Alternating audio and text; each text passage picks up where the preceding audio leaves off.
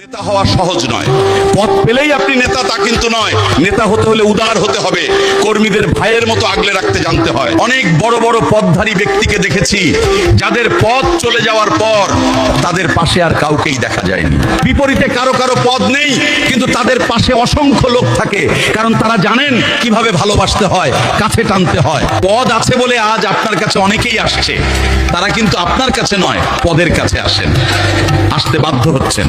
কাল যখন এই পদ থাকবে না, তখন কিন্তু এরা আপনার দিকে ফিরেও তাকাবে না, কারণ আপনি পদ পেয়ে মুইকি হনুরে হয়ে গিয়েছিলেন। সুতরাং পদের বড়াই না করে কর্মীদের মূল্যায়ন করতে শিখুন, ভালোবাসতে শিখুন। তাদের সঙ্গে অহংকার দেখাবেন না, ভালোবাসা দিয়ে সম্মান সঞ্চয় করুন। মনে রাখবেন, নেতা হতে হলে উদার হতে হবে, আকাশের মতো বিশাল মন নিয়ে চলতে হবে, একজনকে দুজন বানানো শিখতে হবে। তারা কি করছেন?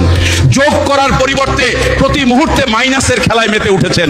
এটা কখনই একজন নেতার ভালো গুণ হতে পারে না। নেতা হওয়া সহজ নয়। পদ পেলেই আপনি নেতা তা কিন্তু নয়। নেতা হতে হলে উদার হতে হবে, কর্মীদের ভাইয়ের মতো আগলে রাখতে জানতে হয়। অনেক বড় বড় পদধারী ব্যক্তিকে দেখেছি যাদের পদ চলে যাওয়ার পর তাদের পাশে আর কাউকেই দেখা যায়নি। বিপরীতে কারো কারো পদ নেই, কিন্তু তাদের পাশে অসংখ্য লোক থাকে, কারণ তারা জানেন কিভাবে ভালোবাসতে হয়, কাছে টানতে হয়। পদ আছে বলে আজ আপনার কাছে অনেকেই আসছে, তারা কিন্তু আপনার কাছে নয়, পদের কাছে আসেন, আসতে বাধ্য হচ্ছেন।